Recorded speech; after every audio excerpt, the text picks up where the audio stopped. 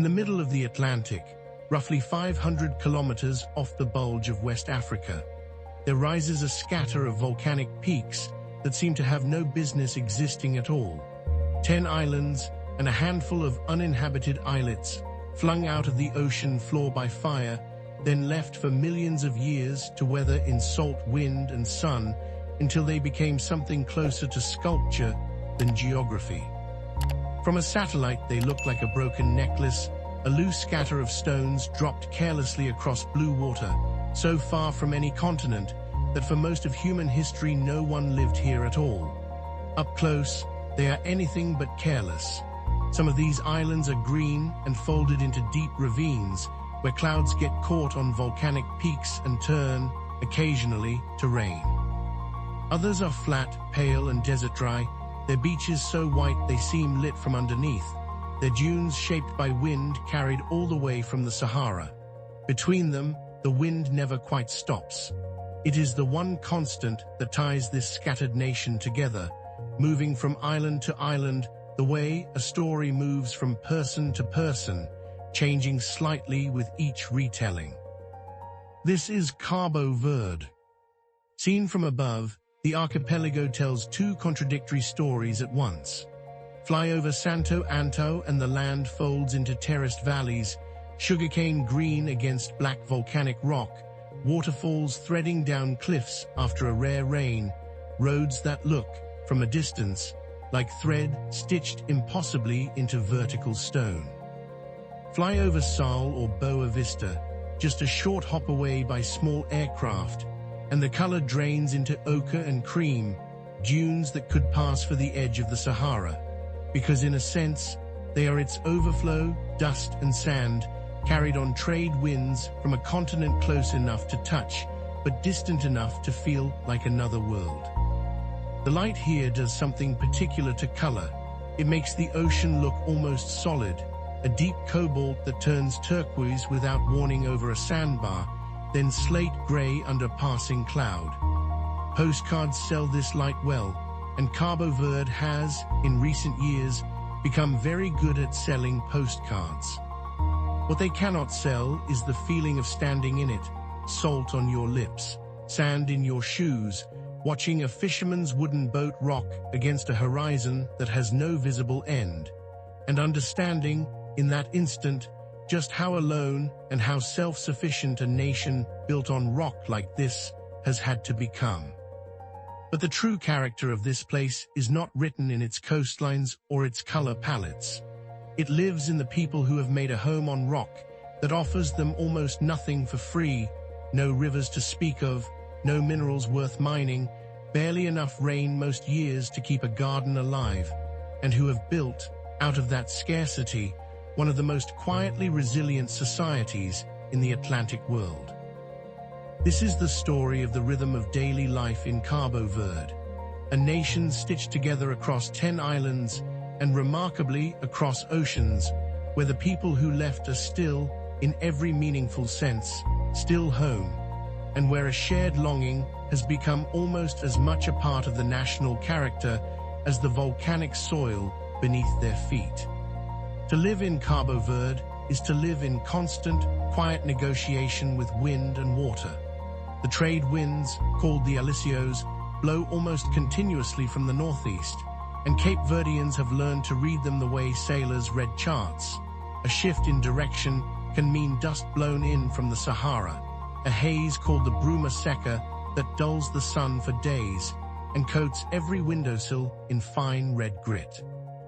Rain, when it comes, is treated less like ordinary weather and more like a visitor of enormous importance, spoken of by name, remembered by year.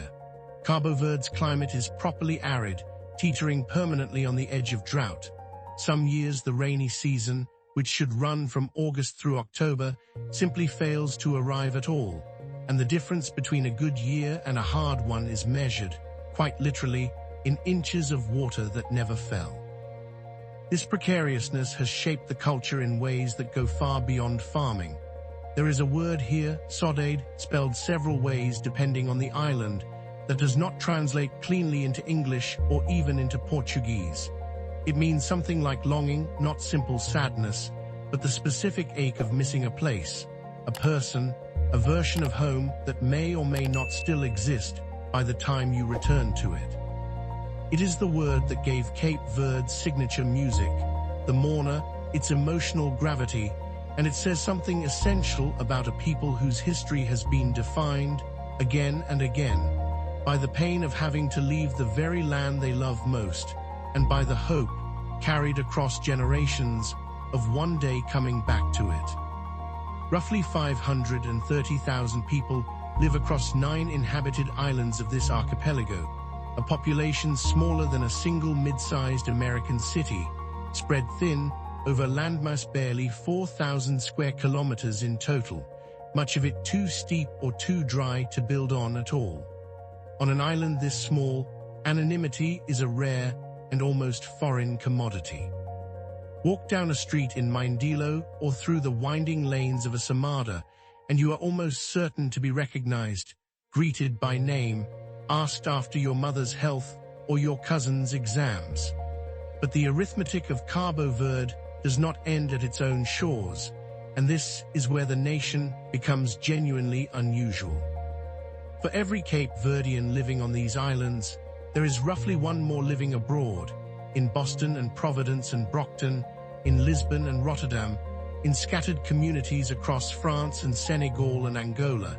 in diaspora neighborhoods that have kept the language, the food, and the music alive for 3 and 4 generations, sending money home that today makes up more than 1/10 of the entire national economy.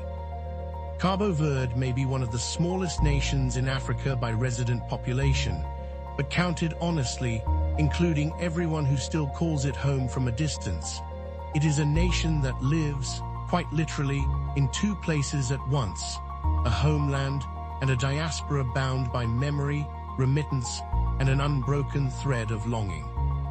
A morning in Cabo Verde announces itself gently, almost apologetically, before the heat has a chance to take hold. In Praia, the capital, built on a plateau above the sea on the island of Santiago,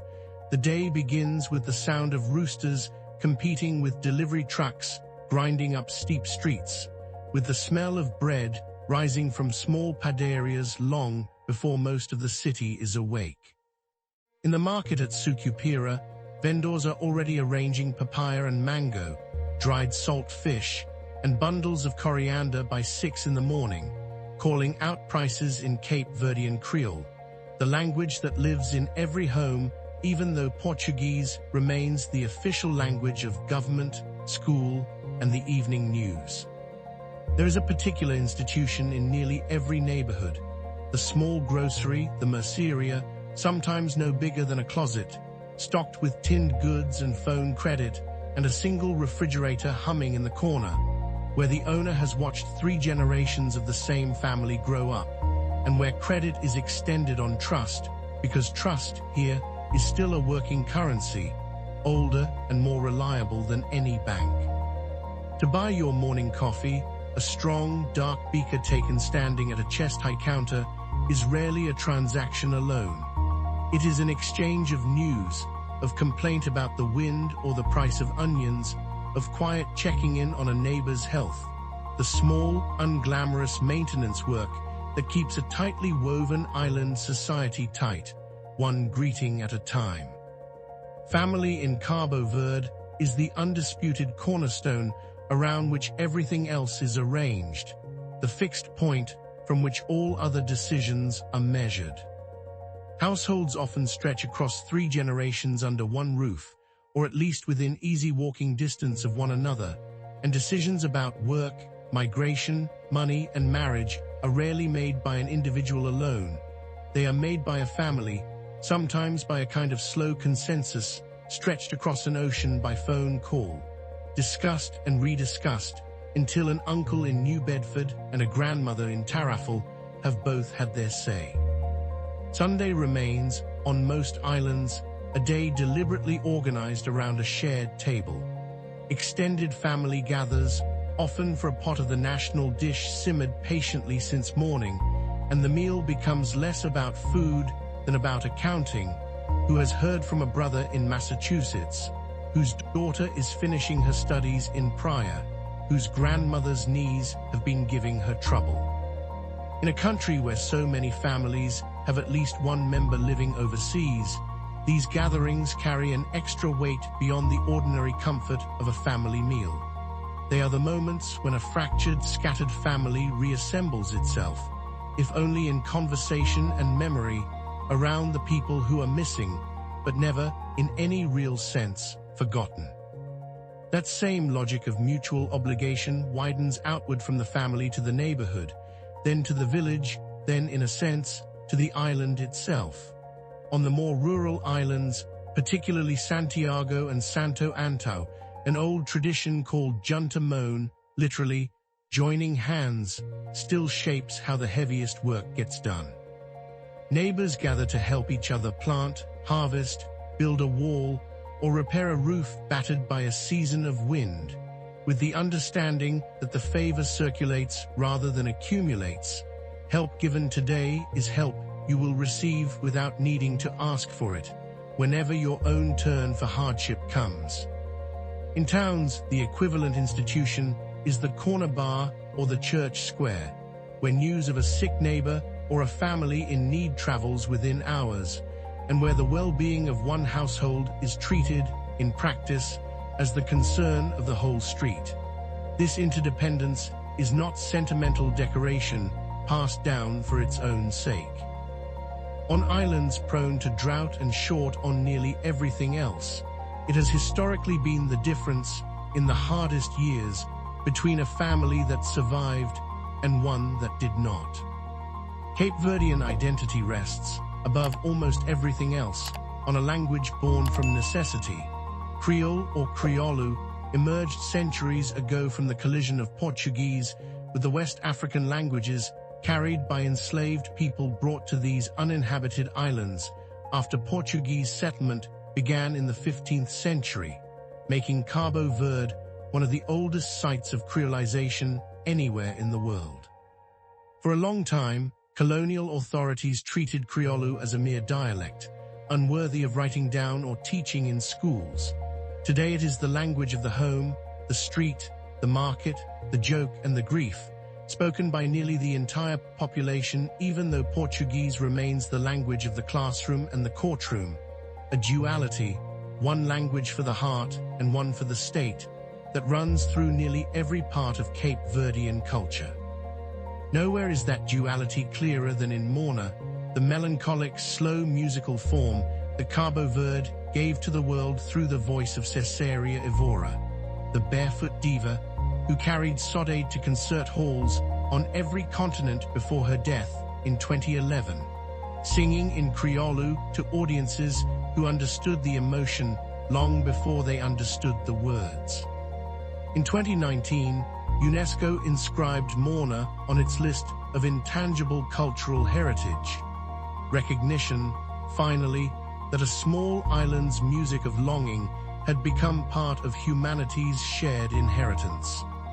Alongside Morna sits the livelier, faster coladeira, built for dancing rather than mourning, and further out on the cultural fringes, Funana, an accordion and scraper dance music once actively suppressed by colonial authorities, precisely because of how much unruly freedom it seemed to contain in its rhythm. The economy of Cabo Verde is a story of two halves that rarely meet in the same room. On one side stands the old economy, small fishing fleets working waters that have grown less generous over the decades, and subsistence agriculture clinging to the roughly 10% of land across the archipelago that counts as arable, producing maize, beans, and on the volcanic slopes of Fogo, a small but proud wine industry grown in soil that is, quite literally, cooled lava. On the other side stands the new economy, dominated almost entirely by tourism, which now accounts for roughly a quarter of the nation's entire economic output and drives, directly or indirectly, close to 40% of all commercial activity on the islands. Islands of Sal and Boa Vista, with their reliable sun and endless white beaches, have become the engine rooms of this new Cabo Verde, filled with all-inclusive resorts serving charter flights from Europe, while islands like Santo Antão and Fogo remain closer to the older rhythm: subsistence farming, small family-run guest houses, roads that switch back sharply along cliff faces rather than sweeping past resort gates. Cost of living tracks this same divide with an almost mathematical precision. In the tourist zones, prices for imported goods and services climb toward European levels, a strange contrast on an island where wages for most residents working outside the resort economy remain modest, and where nearly half of all jobs exist entirely outside the formal, taxed economy, without contracts, without social security, without the safety net that formal employment is meant to provide. The Cape Verdean escudo, pegged since the 1990s to the euro, offers a kind of quiet stability that many nearby economies lack, even as it limits how much the government can maneuver when prices for imported fuel and food rise abroad. If there is one dish that carries the soul of Cabo Verde, it is cachupa, a slow-cooked stew of hominy, corn and beans, built up over hours with whatever meat or fish happens to be available that week, seasoned patiently until the whole kitchen seems to soften around it. It is, in its origins, a dish born directly out of scarcity, a way of stretching corn and beans into something that could feed a family through a hard, dry season, and it remains, even now, something closer to a ritual than a recipe. Every household insists, with real conviction, that its own version is the correct one, and leftover cachupa fried up the next morning with an egg on top, called cachupa refogada, is considered by many its finest form. Alongside it sits the pastel, a fried pastry pocket stuffed with fish or meat, sold hot from paper bags at roadside stands and market stalls, eaten standing up, dripping oil onto the wrist, while the seller calls out to the next customer. Fish, unsurprisingly, defines the coastal table in every direction. Grilled tuna caught that same morning, moray eel stew, octopus tenderized and cooked slowly in its own dark ink. But it is the shared pot of cachupa, passed around a family table on a Sunday afternoon, that Cape Verdeans will tell you is the truest taste of home, more honest by far than anything arranged beautifully on a resort buffet, no matter how many tourists photograph it first. To walk the interior of Santo Antão is to understand immediately that the land here is not a passive backdrop for tourism photographs. It is an active presence that has shaped every decision its people have made for 5 centuries. Trails wind through the Ribeira Grande Valley, past terraced fields cut into nearly vertical slopes by hand generations ago, through microclimates that shift from arid desert to cloud forest within the space of a few kilometers of switchback road, the temperature and the color of the rock changing almost by the minute. On Fogo, the island named for fire, the volcano Pico do Fogo still smokes quietly above a wide caldera, where a village called Chadas Calderas sits, almost unbelievably, inside the crater itself, its residents farming vines and coffee in soil enriched by the mountain's last major eruption in 2014, rebuilding their homes on the same ground more than once within living memory rather than abandon it. On Boa Vista and Maio, the landscape turns to desert dunes and shipwreck-strewn beaches where loggerhead turtles still crawl ashore each summer under moonlight to nest, watched over now by conservation volunteers who patrol the sand through the night, rather than left, as they once were, to poachers who saw only meat and eggs, where most people today see something closer to a small miracle of biology. Every island tells a different geological story: Santiago's rolling agricultural interior, São Vicent's dramatic natural harbor at Mindelo, tiny Brava's cliffside villages perched above a sea that seems permanently restless, and Cape Verdeans, where the farmer or fisherman or hotel guide tend to speak of their particular island's landscape with something close to reverence, as though it were a difficult but beloved relative rather than simply a place to live. None of this scattered geography would function as a single nation without a fairly remarkable feat of modern connection, stitched together year after year at real expense. Inter-island ferries and small propeller aircraft link the archipelago daily, carrying both passengers and the produce that keeps island markets stocked,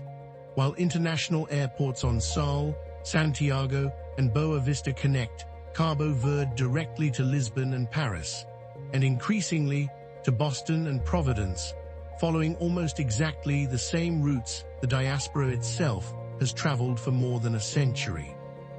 The paradox of modern Cabo Verde is visible everywhere you look, often within the same afternoon. A fisherman may sell his catch by mobile phone before his boat has even reached the dock, and a village accessible only by a single narrow, switchbacking road may still have fiber broadband and a signal strong enough for a grandmother in the hills of Santo Antão to video call her grandchildren in New Bedford every Sunday evening without fail. The government has invested heavily, too, in renewable energy, wind turbines standing in rows along exposed ridgelines and solar arrays spreading across the flatter, sunnier islands, in pursuit of an ambitious target for the share of the nation's electricity coming from renewable sources, a serious undertaking for a country that still imports nearly all of its fuel by ship across open ocean, and one that experiments on some routes with small delivery drones to move medicine between islands when the sea is too rough for a boat. For young Cape Verdeans, leaving has become something close to a modern rite of passage, spoken of almost as casually as graduation itself. University education beyond a certain level often means leaving for prior, or leaving the country altogether, to Portugal, to Brazil, to the United States. And for decades, emigration has been treated in Cape Verdean culture not as abandonment, but as a legitimate, even expected strategy for a family's long-term advancement, something closer to duty than defeat. And yet the pull of home remains extraordinarily strong, stronger in many cases than the pull of wherever opportunity has taken them. Diaspora Cape Verdeans return in large numbers every August for festivals and family visits, filling flights and ferries months in advance, spending more proportionally than the average foreign tourist, and many dream openly, for decades, of retiring back to the exact island where they were born and building a final house on family land. The great challenge facing Cabo Verde today is how to create enough real opportunity in technology parks now rising outside Praia, in the so-called blue economy of fisheries and aquaculture and ship repair, in the renewable energy sector still hungry for trained engineers, to give the next generation a genuine reason to build a life at home, rather than simply another reason, however loving and however understandable, to leave it behind for somewhere else. Cabo Verde by day is a study in outward motion, markets full of shouted transactions and bargaining, fishing boats returning heavy with the morning's catch, construction cranes rising steadily over Praia's newer neighborhoods, tourists boarding catamarans off Sal's white beaches under a sun that rarely takes a day off. By night, the register changes entirely, almost like a held breath being released. The heat softens, and life turns inward and communal. Families gather on doorsteps and narrow balconies, plastic chairs pulled into loose circles under strings of bare bulbs, the sound of a guitar or an accordion drifting from an open window somewhere down the block. In Mindelo, on the island of São Vicente, night means live music almost as a matter of civic pride. A small bar with a mourner singer working slowly through a set of songs about longing, to a room of people who already know every single word by heart and mouth them along quietly. While on quieter, smaller islands, night might mean nothing more than a shared pot of tea, a radio playing low, and a game of hurry, the traditional board game played with pebbles and hollowed wood. Passed down unchanged through generations of slow, unhurried evenings. If there is a Cape Verdean equivalent of coziness, of the kind other cultures give their own single word to, it lives precisely in these hours.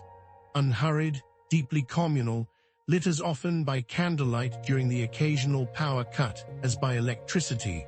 warmed less by fire than by simple, reliable company. None of this is without real and ongoing strain, and Cape Verdeans, on the whole, do not pretend otherwise. How does a nation with almost no natural resources of its own build an economy that doesn't collapse the moment international tourism dips, as it did so sharply and so painfully during the pandemic, when the entire archipelago effectively went silent for a season? How does it keep its brightest young engineers, nurses, and technicians from boarding a plane the moment they graduate, when opportunity so often seems to genuinely exist only somewhere else, and when half the population they might one day serve already lives abroad? How does rapid urbanization, villages slowly emptying as families move toward Praia or the tourist islands in search of steady work, avoid hollowing out the very rural traditions, the junta moan, the terraced hillside farms that make Cabo Verde culturally distinct from its neighbors in the first place? How does a country that imports roughly 80% of the food it consumes and nearly all of its fuel protect itself against a world of rising shipping costs, climate-driven drought, and increasingly unpredictable rain that no amount of careful planning can fully control? And how does a young democracy, still rightly proud of its stability in a region where stability is not guaranteed, keep faith with citizens who feel, however unfairly, that the gleaming resorts of Sal have very little to do with the dry hillsides of home? These are not questions Cape Verdeans avoid or paper over for the cameras. They are confronted thoughtfully in government planning documents and in kitchen table conversations alike, without easy or complete answers, because on an archipelago this exposed to the whims of ocean, wind, and climate, there rarely are any answers that are truly final. And yet, in spite of all of it, the drought, the distance, the pull of easier lives elsewhere, the very real hardships that no amount of national pride can fully soften, people stay. They stay for the particular blue of the water off Tarrafal. Unlike any blue found on the mainland, their ancestors were taken from centuries ago. They stay for a grandmother's cachupa, simmered the same slow way it has been simmered for 100 years, in the same kind of pot, on the same kind of low flame. They stay for a language, Criollo, that exists nowhere else on earth in quite this form, and carries with it 1,000 small jokes and endearments and insults that would lose their exact shape in any translation. They stay for the sound of an accordion drifting across a courtyard at dusk, and for the particular kind of silence that settles over a fishing village once every boat is finally back in for the night. They stay for family, for the certainty that no matter how far a brother or a daughter travels, there will always be a chair kept empty for them at the Sunday table, and a plate set aside in case they walk through the door unannounced. They stay for the mountains of Santo Antão and the fire of Fogo and the endless dunes of Boa Vista, three entirely different landscapes that somehow all answer to the same passport. And above all, they stay for a feeling that is almost impossible to translate, but instantly recognizable to anyone who has ever felt it stirring in their own chest. The quiet, stubborn certainty that this small, wind-scoured, water-starved scatter of volcanic rock is, against every practical argument a person could make for leaving, exactly where they belong. Cabo Verde exists in a delicate balance between the ocean that isolates it and the ocean that has always connected it to the wider world, between a homeland of 500,000 people and a diaspora of roughly twice that number who never quite let go, no matter how many years or how many oceans separate them, between the ancient rhythm of drought and harvest, unchanged for centuries, and the modern hum of fiber-optic cable, wind turbines, and jet engines arriving daily from 3 continents. It is a nation defined as much by the people who left as by the people who stayed, held together not by geography, which scatters it so widely across an unforgiving sea, but by something less visible and far more durable, a shared longing, a shared language, a shared table always set for one more, no matter how long that one more has been away. It is a living testament to the idea that in a world of relentless, often disorienting change, there is a deep and lasting power in a life that is grounded in community, in culture, and in the quiet, timeless rhythm of a small island archipelago that refuses, generation after generation, to be forgotten by the people who call it home.